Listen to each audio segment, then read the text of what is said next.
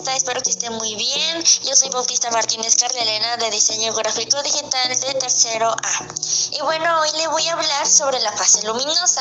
La fase luminosa o fase clara es la primera fase de la fotosíntesis que depende directamente de la luz o energía lumínica para obtener energía en forma de ATP y NADPH. Y bueno, antes de seguir, ¿qué es el ATP y NADPH? Bueno, el ATP es una molécula que proporciona energía para los procesos celulares y también incluye la fosforilación de proteínas. El ATP tiene muchos roles importantes en la célula y una función importante del ATP es unirse y activar a enzimas llamadas quinasas. Y las quinasas catalizan el proceso de fosforilación, el cual transfiere un grupo de fosfato de ATP a otra proteína. En el NADPH, que significa la nicotinamida adenina dinucleótido fosfato, que básicamente es la forma reducida de la NADP, y como tal es una molécula de alta energía que ayuda a impulsar el ciclo de Calvin, que es lo que se va a ver más adelante. Bueno, después ya de dichos conceptos, a partir de la disociación de moléculas de agua, forman oxígeno y hidrógeno. La energía también es creada en esta fase será utilizada durante la fase oscura para de esta forma que se pueda continuar con la fotosíntesis. Este proceso se realiza en la cadena transportadora del cloroplasto, en los complejos clorofila-proteína que se agrupan en unidades llamadas fotosistemas que están en los tilacoides. ¿En dónde están los tilacoides? Bueno, están en las membranas internas de los cloroplastos. En la organización de los fotosistemas, en la membrana interna de los cloroplastos, existen dos tipos de fotosistemas y funcionan gracias a los pigmentos que son los que se encargan de captar la luz, como las clorofilas A y B o los carotenoides, los cuales estas absorben diferentes longitudes de onda, que así obviamente se va formando tanto el fotosistema 1 como el fotosistema 2. Hola, yo soy Cortés Vázquez Alondra Marián y voy a hablar sobre la fotosíntesis en su fase oscura. Para empezar, el proceso fundamental de la fase oscura es la fijación reductora del C a partir del CO2, formándose primero glúcidos sencillos de los que se derivan el resto de compuestos orgánicos. Este proceso ocurre en la mayoría de las plantas a través de una secuencia cíclica de reacciones conocidas como el ciclo de Calvin o ciclo C3. El ciclo se inicia a partir de una enzima de elevado peso molecular, que vendría siendo la ribosa, el difosfato y la carboxilasa, que bien se puede abreviar como rubisco, en la enzima más abundante en la biosfera, que cataliza la incorporación al ciclo del CO2 atmosférico o del agua si se trata de plantas acuáticas. Se distinguen tres etapas en el ciclo de Calvin. La primera etapa sería la carboxilación o fijación. Mediante el enzima rubisco del CO2 se fija a un azúcar preexistente, la ribosa 1 y 5-difosfato, formándose un compuesto muy inestable de 6 carbonos que se rompe inmediatamente en dos moléculas de 3P, glicerato.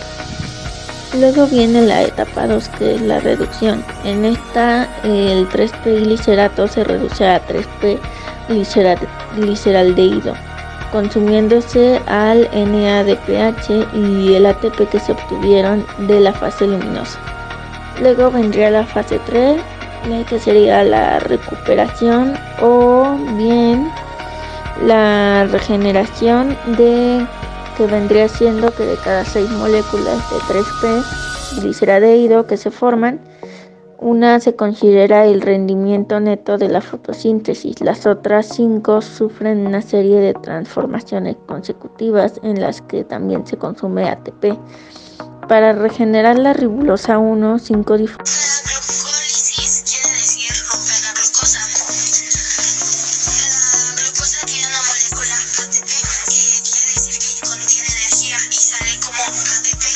que sale sin energía. Esto quiere decir que ya no tiene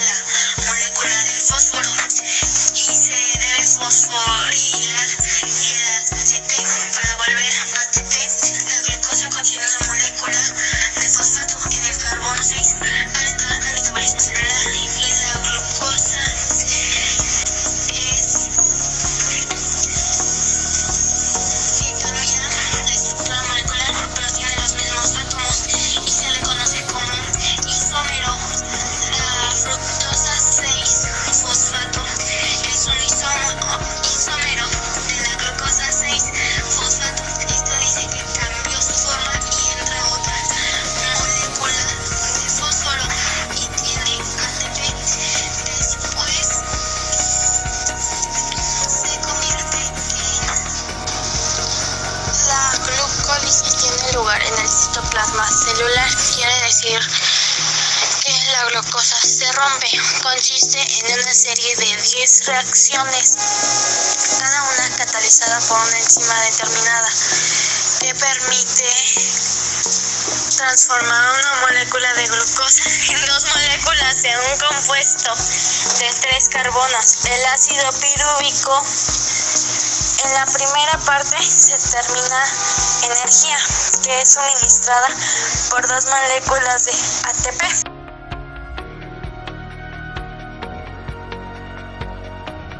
Ciclo de Calvin. Es una parte importante de la fotosíntesis. Dentro de la fotosíntesis hay reacciones que dependen de la luz, fase luminosa, las cuales suceden en el espacio tilacoidal y las membranas de las tilacoides, cuyos productos son ATP y NADPH. Son usados por las reacciones de la luz, o bien conocidos como el ciclo de Calvin. Se utilizan para hacer una reducción y poder fabricar azúcares. El ciclo de Calvin sucede en el estroma, ya que son reacciones independientes de la luz. Primera etapa, fijación de carbono. El carbono contenido en el CO2 es un átomo de carbono en cada molécula, la cual se une a una molécula de 5 carbonos. Ribolosa y fosfato producen un compuesto de 6 carbonos. Por cada molécula de CO2 se generan 2 moléculas de 3 fosfoglicerato. Segunda etapa, reducción. El ATP y NADPH va a donar un grupo fosfato al 3-fosfoglicerato, y como se gasta el ATP, se produce como un subproducto del ADP, y la molécula se transforma en 1,3 bifosfoglicerato. Las reacciones dependientes de la luz tienen lugar en las membranas tilacoidales y el espacio entre ellas. El NADP reducido y el ATP se producen en las reacciones dependientes de la luz, las cuales tienen lugar en el estroma. Hola, yo soy Daniela González y les voy a hablar sobre el ciclo de Krebs.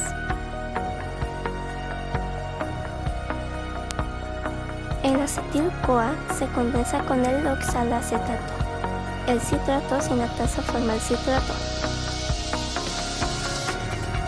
El citrato se deshidrata formando el cis-aconitato por la enzima aconitasa. Pasa por la misma enzima aconitasa. El cis-aconitato con el H2O se hidrata, ya que está hidratada forma el isocitrato.